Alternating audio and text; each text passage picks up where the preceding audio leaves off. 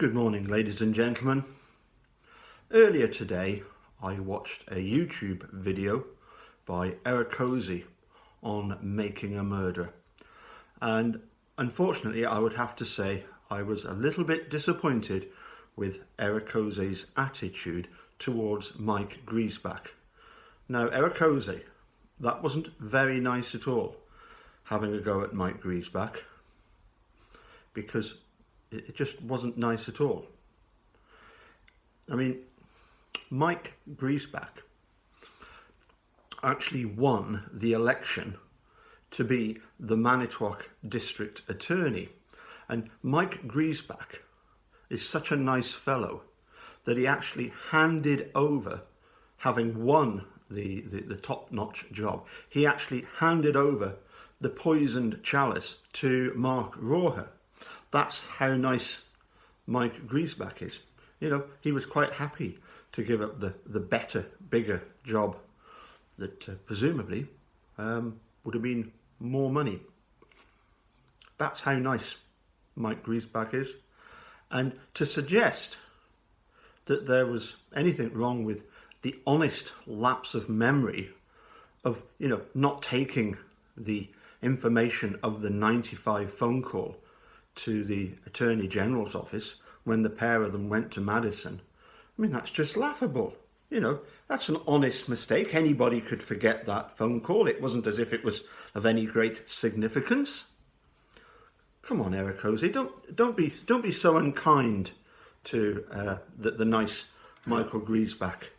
In fact, I had the pleasure of communicating with Michael Griesbach back in May of 2016.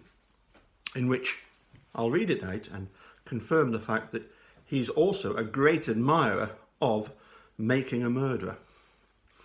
I wrote, "Dear Mr Griesbach, many thanks for a book which I could not put down for a week.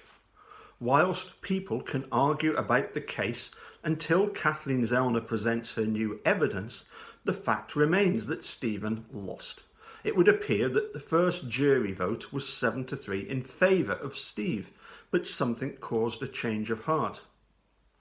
Now, I personally do not agree with Kratz's story of a horrendous, gory bloodbath, but I do believe that the media and the public were more than happy to accept it as the truth. One detail that we did not get from Making a Murderer, another thing they left out, was how the 36 million would have been paid if Steve had not settled. In other words, if the lawsuit had been able to carry on. In the end, was it insurances that paid the $400,000? The Manitowoc County Sheriff Department has, quite rightly, come in for some severe criticism. Having emailed Robert Herman, I received the standard reply: go and listen to Rebutting a Murderer. It did not change my mind. Do you think anybody has changed their mind and now accepts the Kratz story?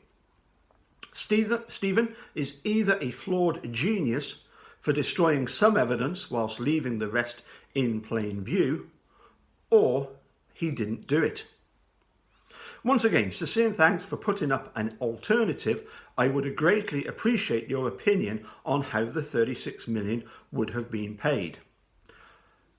As I say, the really nice Mike Griesbach replied back straight away and put, "Dear Paul, thank you for those kind words. I'm glad you enjoyed the book."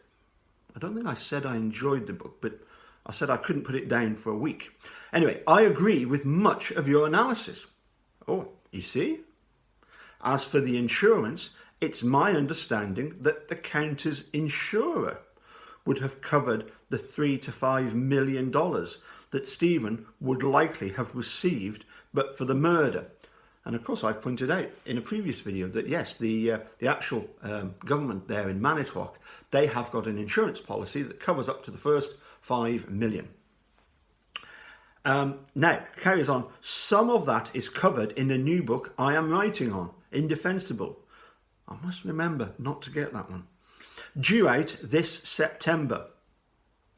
Now then, This is the bit that you need to pay attention to, Erek. Listen carefully. What amazes me most is the reach that Making a Murderer has had, a testament to the talent and hard work of the filmmakers and to the bizarre nature of the Avery story. All the best, and thanks again for your very kind words, Mike G.